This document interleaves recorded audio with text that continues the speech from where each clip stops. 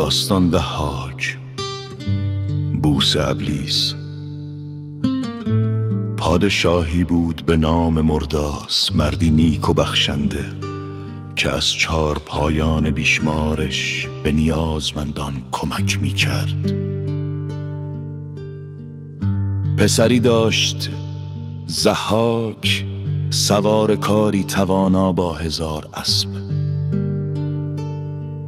روزی ابلیس در چهره پیر مردی نیک به سراغ ضحاک آمد و گفت: پیمان ببند تا فرمان روای جهان شوی. و شرط گذاشت قتل مرداس. ضحاک ناچار پذیرفت. ابلیس شاهی در بوستان کنک، 2 مرداس در تاریکی در آن افتاد و جان داد. ضحاک بر تخت نشست، ابلیس این بار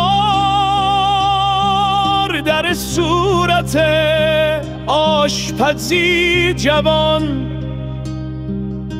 به کاخ راه یافت.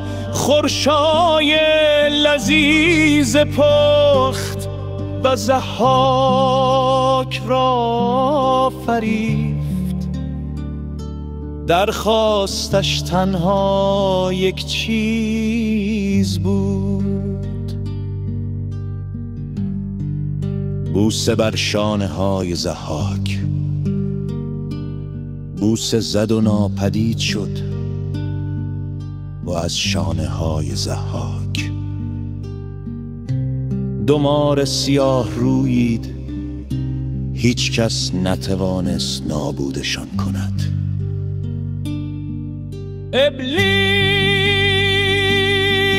در چهره طبیبی پیر گفت: هر روز باید مغز 2 جوان به مارها داده شود.